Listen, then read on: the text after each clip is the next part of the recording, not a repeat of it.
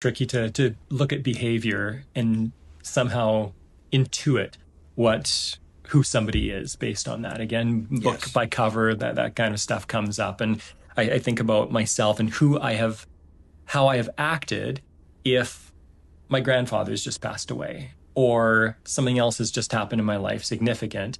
I will behave differently for a period of time. What you're talking about is there are other aspects there too. If somebody has a large body of knowledge, they can dip into that body of knowledge. I've often heard that people who think they're very creative, if you look at people who are super creative, not in the traits, not by the traits definition here. I'm talking about just general public what somebody thinks is creative.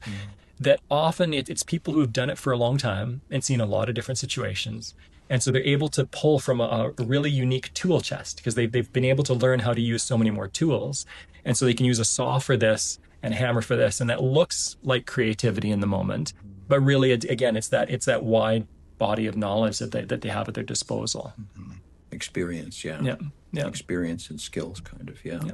Let me ask you another question. So we've talked about this a little bit, how traits is different than a lot of other tools. A lot of other tools measure behavior, whereas traits is measuring the traits that determine behavior long term on a consistent basis.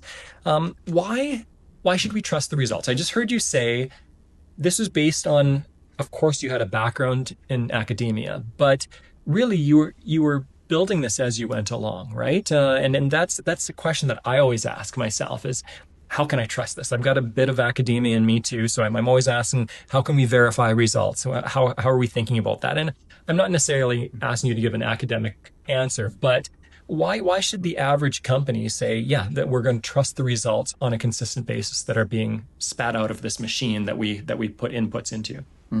Yeah.